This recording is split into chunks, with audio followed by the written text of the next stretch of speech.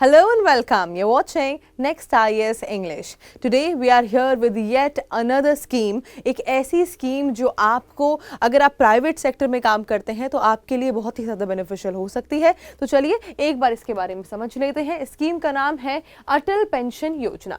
सबसे पहले इसका बैकग्राउंड और कंटेक्स्ट को जान लेते हैं. सी understanding that India has a large unorganized workforce lacking social security.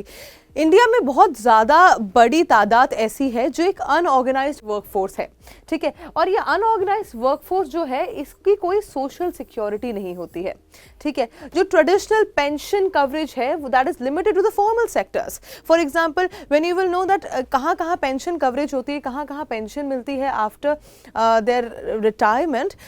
Those sectors are very limited and they are very formal sectors, especially the government sectors. All right. Now, there is need to encourage voluntary retirement savings for financial security. अब एक ज़रूरत ये है कि हम उस voluntary retirement savings को encourage करें. हम इनकरेज करें कि लोग खुद ही अपने रिटायरमेंट के बाद के लिए सेविंग्स वॉलंटरीली देना शुरू करें, करना शुरू करें, ठीक है. एंड किस चीज़ के लिए? ताकि बुढ़ापे में एक फाइनेंशियल सिक्योरिटी हो. अगर आप specially if you work in a private sector then this becomes highly important. Now the union cabinet approved continuation of APY Atal pension Yojana up to financial year 2030 to 2031. जो यूनियन कैबिनेट ने approve कर दिया है इसका continuation कब तक? 2030 से 2031 तक, ठीक है. और ये जो गवर्नमेंट इनिशिएटिव है this is to expand pension reach, ताकि ज़्यादा से ज़्यादा लोगों में ये पेंशन की रीच पहुंच सके और पेंशन उनको मिल सके after retirement. Now how nice is that, how nice is that, because जब आप when you are working in a private sector तो एक बहुत ही ज़्यादा इंपॉर्टेंट चीज़ होती है कि आपके पास एक फाइनेंशियल सिक्योरिटी, एक फाइनेंशियल बैकअप होना is highly important.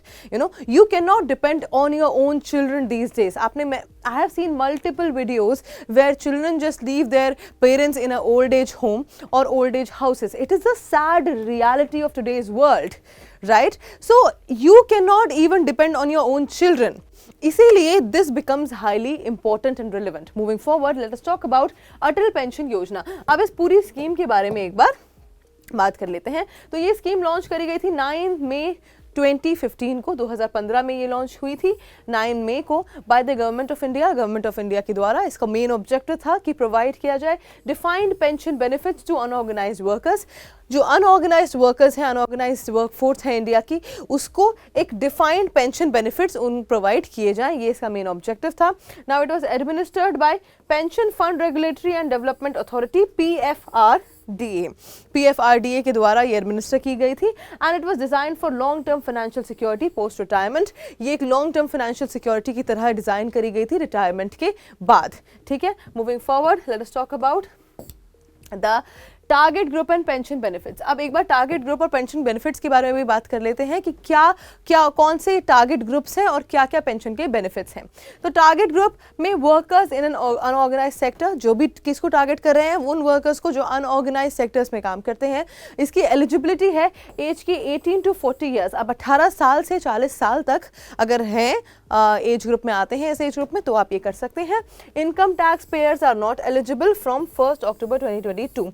इससे पहले इनकम टैक्स पेयर्स जो थे वो भी एलिजिबल थे, लेकिन 1 अक्टूबर 2022 के बाद से जो इनकम टैक्स पेयर्स हैं ये अब इसमें एलिजिबल नहीं है. तो अगर आप इनकम टैक्स पेयर नहीं है या उस रेंज में नहीं आते हैं तो आप डेफिनेटली इसमें इसके लिए एलिजिबल हैं. पेंशन के बेनिफिट्स ये हैं कि 1000 टू 5000 पर month based on age and contribution. आपने कितना कंट्रीब्यूट किया है उस हिसाब से 1000 से लेकर के 5000 रुपये महीना आपको मिलेगा after post retirement. That is the pension benefit.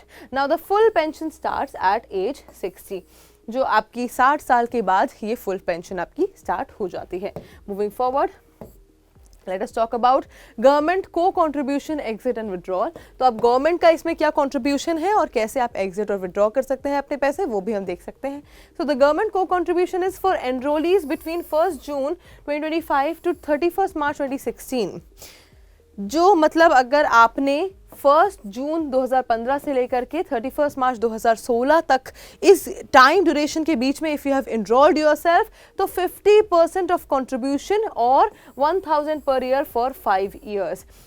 50% आपकी पेंशन का कंट्रीब्यूशन गवर्नमेंट देगी, या फिर एक पर ईयर 1000 5 साल तक आपको दिया जाएगा. Alright, then